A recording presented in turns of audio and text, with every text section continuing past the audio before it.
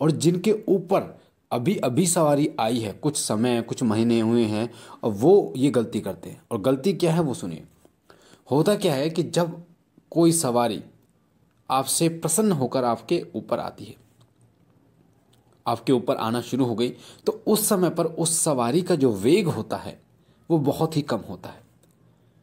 कई लोगों को ये बहुत सूक्ष्म चीज़ें, सूक्ष्म बातें नहीं पता कि उस समय सवारी का वेग बहुत कम होता है, उनकी ऊर्जा बहुत कम होती है, उसकी ऊर्जा को बढ़ाना होता है। लोग क्या करते हैं, फिर पूछा देना शुरू करते हैं, पूछा लेना शुरू कर देते हैं। और इसमें सबसे बड़ी जो गलती होती है वो ये होती है कि जैसे कहते हैं कि घर की जो घर की बात हो जाती है ना, जैसे सवारी आपके घर में किसी को आनी शुरू हो गई, या आपने गुरु बना दिया और सवारी आनी शुरू हो गई। अगर आपके परिवार को सबको पता है कि आपके ऊपर सवारी आती है, माता की है, किसी बाबा की है, तो वो क्या करते हैं, मान लीजिए आपके घर परिवार में कोई माता बहन अगर गर्भवती है, तो वो क्या करेंगे जी, सवारी को बुला लेना, क्योंकि घर की बात है ना, सवारी को बुला लो, पूछ लेते हैं सवारी से लड़का होगा क्या लड़की होगी। अब ऐसे ही अगर आपके घर में किसी बच्चे को भी सिर दर्द भी है ना, तब भी सिर्फ सवारी को बुलाओ और पूछो, कोई ना कोई ऐसी बात होगी। तो सबसे पहली बात तो यह आती है, जिस घर में सवारी आती है वो लोग सवारी से पहले तो वो डॉक्टर को भी मानते थे, डॉक्टर के पास जाते थे सबसे ज़्यादा। फिर वो क्या करने लगते हैं, फिर वो प्रायोरिटी देना शुरू कर देते हैं सवारी को, कि जी सवारी बताएगी, या जो देवता है तो माता आ रही है या बाबा आ रहे हैं, तो इनसे बड़ी शक्ति कोई है ही नहीं, तो ये तो कुछ भी ठीक कर सकते हैं, ये तो शारीरिक जो दर्द है उसको भी ठीक कर सकते हैं।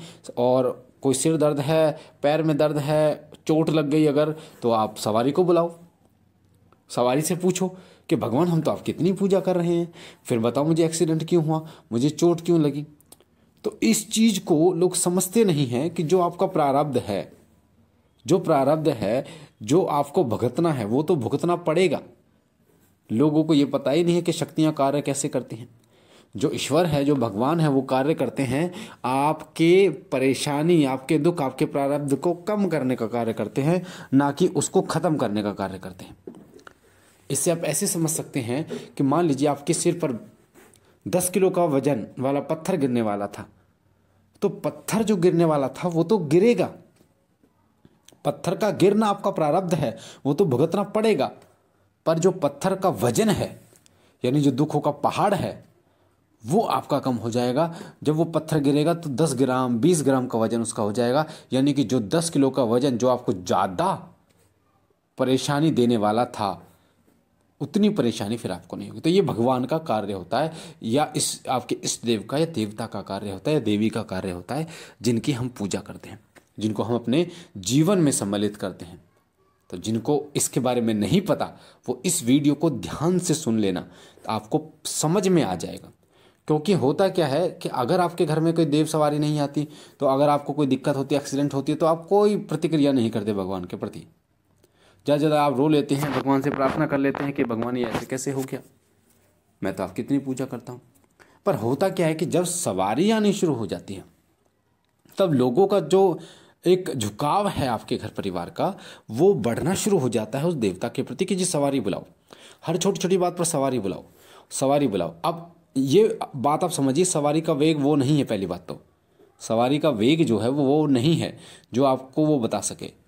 अब होता क्या है कि जब सबसे पहले जिसको सवारी आती है, तो होता क्या है, सवारी है एक, यानी वो देवता है, और एक आप हो, तो दोनों होते हो आप एक शरीर में। तो आपका प्रतिशत होता है, यानी सवारी मान लीजिए 50% सवारी है और 50% आप रहते हो, यानी आपको पता होता है। तो उस समय पर आपको ये पता होता है कि मेरा शरीर हिल रहा है, मैं बोल रहा हूँ, ये सब पता होता है, कंट्रोल में होता है। फिर धीरे धीरे वो सवारी जब आपके शरीर में रमती है, जब आप पूजा बढ़ाते हैं, हवन करते हैं, मंत्र को जप करते हैं, साधनाएं करते हैं, या अपने इष्ट के दरबार में जाते हैं, मत्था टेक के आते हैं, एनर्जी लगाते हैं, भोग लगाते हैं, ठीक है, तो इससे क्या होता है, उस सवारी की ऊर्जा बढ़ती है, उसका वेग बढ़ता है। तो जो आप 50% आप थे, फिर वो धीरे धीरे आपकी मात्रा कम होती चली जाती है, 30% 10% तक आ जाती है, ठीक है। तो इस तरीके से आपकी जो मात्रा है वो कम हो जाती है, और एक ऐसा समय भी आता है जब आपको सिर्फ 2 से 5% ही आपको होश होता है, बाकी सवारी होती है पूर्णता, और वो सवारी जो फिर बोलती है वो सत्य होता है। तो पहली गलती अब ये करते हैं ठीक है। अब लड़की होगी या लड़का होगा, पहली बात तो ये गलत चीज़ है, आपको भी पता है, गवर्नमेंट के रूल में भी नहीं है। और जो व्यक्ति पूछते हैं कि लड़की होगी लड़का होगा, तो जो व्यक्ति होता है, क्योंकि जब जिस पे सवारी आ रही होती है वो आपके विरुद्ध में नहीं बोलेगा कुछ भी, वो हाँ ही बोलेगा, क्योंकि उसमें आप, वो जो सवारी वाला व्यक्ति होता है कुछ % वो भी होता है, तो आपके विरोध में नहीं बोलेगा। अगर आप बोलोगे कि लड़का होगा तो लड़का होगा वो बोल देगा। अब लड़की हो गई तो आप क्या कहोगे, माता बेकार है, माता ने जो है वो हमारी सुनी नहीं है, झूठ बोलती है, इसका मतलब माता नहीं है। तो इन चीज़ों को बारीकी से आपको समझना होगा, बहुत ही बारीकी से। बहुत सारे घरों में ये चीज़ें मैंने देखी है, बहुत सारे बच्चों के साथ ये मैंने चीज़ें देखी, तो इसलिए मैंने सोचा कि कहीं ना कहीं इन चीज़ों को आपको बताना चाहिए, ये बहुत महत्वपूर्ण चीज़ें होती हैं। तो अब सवारी से हर छोटी छोटी चीज़ नहीं पूछिए आप, ठीक है ना, शक्तियों का जो कार्य होता है, फिर आप डॉक्टर को भूल जाते हैं। अब शारीरिक जो परेशानी है, शारीरिक कोई दर्द है, कोई परेशानी है, तो वो तो डॉक्टर ही ठीक करेंगे। अब उस सवारी के आप पीछे पड़े हुए हो हाथ धोकर कि माता ठीक करो, माता ठीक करो, तो माता भी क्या करेगी उसमें। तो इस चीज़ों को आपको समझना होगा। अब कोई अगर ये बोले कि जी हमारे घर में तो लड़ाई हो गई, तो देवता क्या कर रहे हैं, तो लड़ाई का मतलब ये नहीं है ना कि देवता आपके घर को सतयुग बना देंगे, त्रेतायुग बना देंगे, सिर्फ आपके घर को। तो आपके भी तो विचार होते हैं ना, 4 आदमी जहाँ होते हैं वो खड़ा, मतलब थोड़ा सा उनमें विचारों का तालमेल होता ही है। जैसे सास बहू की लड़ाई का चलना एक कॉमन बात हो जाती है, नंद बहू के साथ भी ऐसा होता है, देवरानी जेठानी के साथ भी ऐसा होता है, तो ये चीज़ें नॉर्मल होती हैं। तो हर चीज़ को देवता से रिलेट करके देखना बंद कीजिए, खुद भी जिम्मेदारी लीजिए। कई बार लाइव में मेरे से पूछते हैं कई बच्चे, गुरुजी मेरी माला खो गई है बता दीजिए, गुरुजी मेरी सोने की बाली खो गई है बता दीजिए।